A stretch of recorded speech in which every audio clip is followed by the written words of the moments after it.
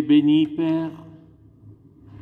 Seigneur du ciel et de la terre, tu as révélé aux tout petits les mystères du royaume.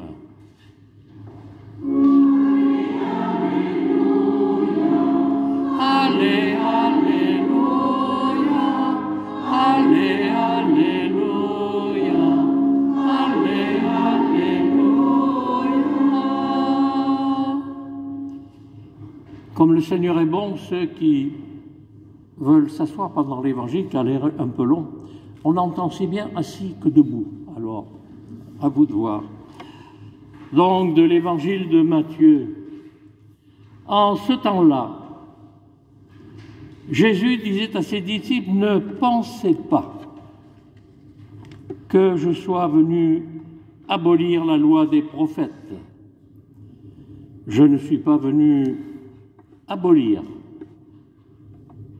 mais accomplir. » Amen, je vous le dis, avant que le ciel et la terre ne disparaissent, pas un seul iota, pas un seul trait ne disparaîtra de la loi, jusqu'à ce que tout se réalise.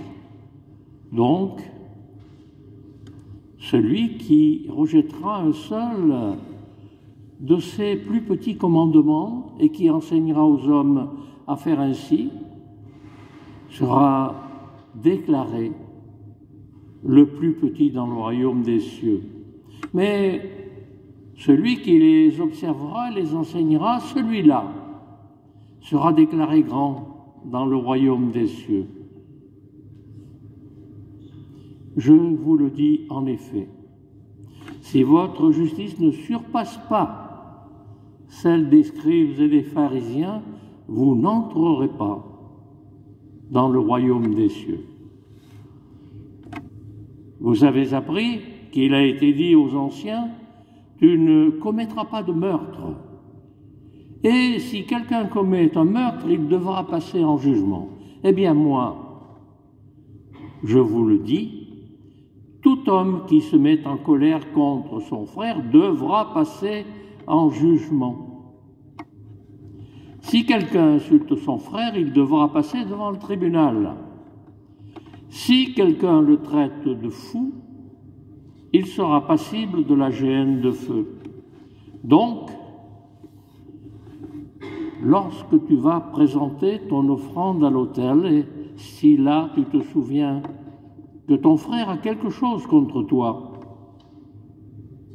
laisse ton offrande là, devant l'autel. Va d'abord te réconcilier avec ton frère et ensuite viens présenter ton offrande.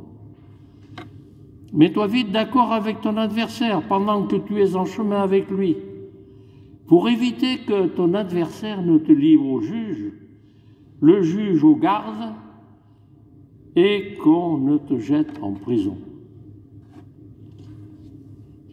Amen, je te le dis, tu n'en sortiras pas avant d'avoir payé jusqu'au dernier sou. Vous avez appris qu'il a été dit, tu ne commettras pas l'adultère. Eh bien moi, je vous dis, tout homme qui regarde une femme avec convoitise a déjà commis l'adultère avec elle dans son cœur. Si ton œil droit entraîne ta chute, arrache-le et jette-le loin de toi. Car mieux vaut pour toi de perdre un de tes membres que d'avoir ton cœur tout entier jeté dans la géhenne. Et si ta main droite entraîne ta chute, coupe-la, jette-la loin de toi, car vaut mieux pour toi perdre un de tes membres que d'avoir ton corps tout entier qui s'en aille dans la géhenne. Il a été dit également, si quelqu'un renvoie sa femme qu'il lui donne un acte de répudiation, eh bien moi je vous dis, tout homme qui renvoie sa femme, sauf en cas d'union illégitime, la pousse à l'adultère. Et si quelqu'un épouse une femme renvoyée, il est adultère. Vous avez encore compris qu'il a été dit aux anciens, tu ne manqueras pas à tes serments, mais tu t'acquitteras de tes serments envers le Seigneur. Eh bien moi, je vous dis de ne pas jurer du tout, ni par le ciel, car c'est le trône de Dieu, ni par la terre, car elle est son marchepied, ni par Jérusalem, car elle est la ville du grand roi. Et ne jure pas non plus sur ta tête, parce que tu ne peux pas rendre un seul de tes cheveux blanc ou noir. Que votre parole soit oui si c'est oui, non si c'est non. Ce qui est en plus vient du mauvais. Acclamons la parole de Dieu. Louange à toi, Seigneur Jésus.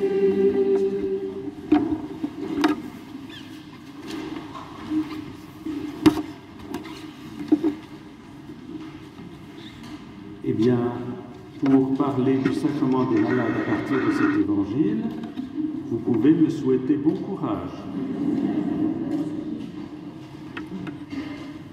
On va essayer quand même de se faire un peu éclairer par l'Esprit Saint pour voir le rapport. Joséphine m'avait dit, est-ce que je parle des lectures ou du sacrement des malades, parce que ça va être compliqué. Voilà. Alors, pourtant, si on se met vraiment à l'écoute, il y a quelque chose de très profond qui peut nous rejoindre. La pratique de la loi, au moment où Jésus se parle, était devenue très méticuleuse, très formelle, très encadrée. Il y avait un tas de préceptes, 600 et des poussières, pour tout ce qu'il fallait faire à chaque moment de la journée, de la vie. Tout était réglementé, on avait l'impression d'être en règle à partir du moment où on faisait tout cela. Et évidemment, ceux qui n'étaient pas en position de le faire, on ne les considérait pas très bien. Moi je le fais, toi tu ne le fais pas. Moi je suis bien, toi tu ne l'es pas. Il y a une histoire comme ça, un pharisien, un publicain, vous vous souvenez?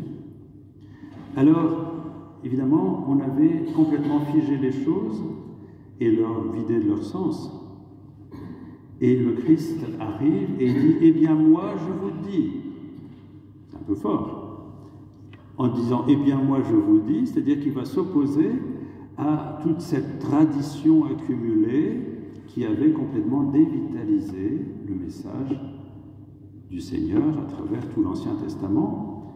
On l'avait réduit comme une peau de chagrin. Et le Christ se met en opposition, et ça va le mener loin, hein, ça va le mener à la croix. Parce que quand il va s'opposer à une certaine pratique du sabbat, quand il va s'opposer à certaines pratiques rituelles, ça ne va pas plaire du tout. Et une opposition très vive va commencer à monter jusqu'à l'amener à sa mort en croix. Alors, quand le Christ dit « Eh bien moi je vous dis », évidemment il déstabilise le système. Un système bien rodé, hein. Comme ça on pense tous pareil et ça va. Sauf que c'est faux. Ce n'est pas l'esprit de la loi. La loi est une loi d'amour. Ce sont 10 paroles de vie qui sont données à Moïse. Et on en fait un carcan qui écrase, qui affaiblit, qui enlève la vie. Alors, le Christ va dire, mais regardez, où est la source? Où est la source? Et Jésus va libérer la loi du carcan, du formalisme dans lequel on l'avait fait entrer et où on l'avait finalement détruit la loi en l'enfermant dans tous ces rites et toutes ces autosatisfactions mortifères. Oh, c'est sécurisant, hein. Je fais ce qu'il faut, il n'y a pas de problème. Johnny Hallyday qui était mon voisin à un moment, avait dit « J'habite à côté d'une communauté religieuse, j'ai pas de problème, direct au ciel. » Et ça ne suffit pas. Ça ne suffit pas de se laver les mains comme il faut à tel moment de la journée. Non, le Christ dit « Attention, ce n'est pas ça. » Et alors il met la barre très haut, le Seigneur, ou plutôt très profond, parce qu'il veut rejoindre nos intentions. Les actes, disent quelque chose, mais qu'est-ce qui est au fond de notre cœur? Et alors il va mettre la barre si haut que finalement l'évangile est impossible à vivre avec nos forces. Pardonner à ses ennemis à certains moments, ça n'est pas possible. Prier pour celui qui me persécute, ce n'est pas possible humainement. Et tout ce qui est demandé aujourd'hui peut sembler absolument impossible. Eh bien, le Seigneur nous dit, attention, ce qui n'est pas possible humainement, si vous mettez votre main dans ma main, on va vivre des choses qui vont vous surprendre. C'est un ancien évêque d'Angoulême, le père d'Agens, qui avait écrit un livre qui s'appelait « Le maître de l'impossible ». Et le maître de l'impossible, c'est l'Esprit Saint. Eh bien oui, l'Esprit Saint nous est donné pour vivre cette source qui est l'amour. En fait, il n'y a que ça. Ce que disait saint Augustin, aime et fais ce que tu veux. Qu'est-ce que ça nous donne et qu'est-ce que ça donne en rapport avec le sacrement des malades? On va essayer d'y arriver. Bien, ça veut dire que la loi n'est pas quelque chose de fixe qui s'impose à tous de la même manière. La loi, c'est l'amour même du Seigneur qui vient épouser notre vie dans toutes ces circonstances. Si je suis pétant de santé, eh bien, l'Esprit du Seigneur, l'amour, va me donner de faire des choses. Si ma santé est fragilisée, eh bien, le Seigneur vient s'adapter à ma situation pour venir me donner cette force, cette paix, ce sens à ce que je suis en train de vivre pour trouver sûrement un chemin de guérison, au moins de guérison du cœur. On dit beaucoup de gens qui vont à Lourdes, eh bien, ils reviennent ressuscités souvent dans leur cœur. Quelquefois, il y a des guérisons physiques. Voilà, en toutes circonstances, le Seigneur veut venir nous rejoindre pour faire de nous une création nouvelle. Vous voyez, ce n'est pas simplement rafistoler les choses. Le Seigneur veut mettre en nous la puissance de son amour pour que dans tout ce que nous vivons, ce soit pour un amour encore plus grand, pour une vie encore plus forte, plus belle, plus paisible, plus donnée. C'est une véritable création qui se fait en nous.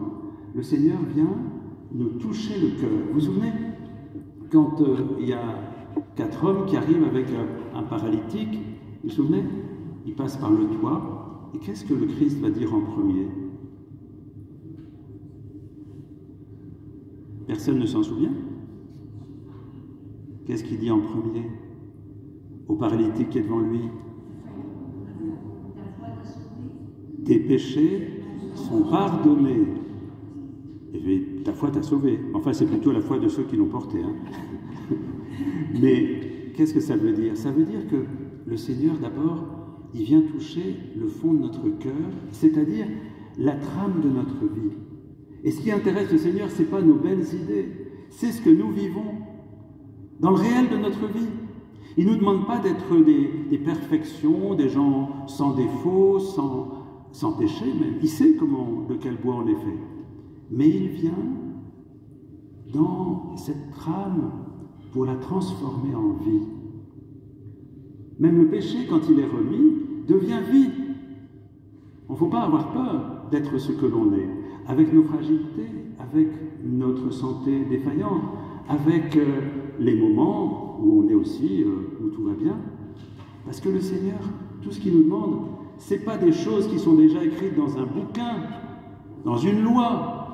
Ce qu'il nous demande, c'est d'offrir le petit possible, c'est-à-dire tout ce qu'on peut et tout ce qui nous est possible, pour que ça se marie avec son amour et que ça devienne vie. Quel que soit notre âge, quelle que soit notre santé, quelle que soit notre situation, quels que soient nos soucis, le Seigneur vient pour faire que nous soyons de plus en plus des grands vivants. Je connais une religieuse dont je parle quelquefois, qui a 102 ans, depuis le 1er janvier. Elle ne peut plus trop parler, elle n'entend pas grand-chose, elle ne peut plus trop se lever de son lit.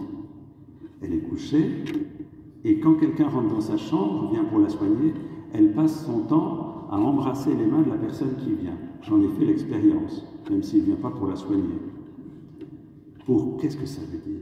Ça veut dire que l'amour n'a pas de limite, et que quelle que soit la situation, si on se laisse prendre par le cœur de Dieu, tout peut devenir comme un éclatement de lumière, de fleurs, de vie, une splendeur d'amour. Alors qu'est-ce que ça nous dit aujourd'hui? Est-ce qu'on a envie de se laisser toucher le cœur, le corps, tout notre être, par cette grâce qui vient nous rencontrer pour faire de nous de vrais vivants? De vrais vivants. Avec la totalité de notre corps, de notre cœur, de notre esprit, le Seigneur vient nous rencontrer pour nous donner la vie. C'est ça que nous vivons dans le sacrement des malades. Une transfiguration, une divinisation de tout notre être par le contact qu'on accepte avec l'amour.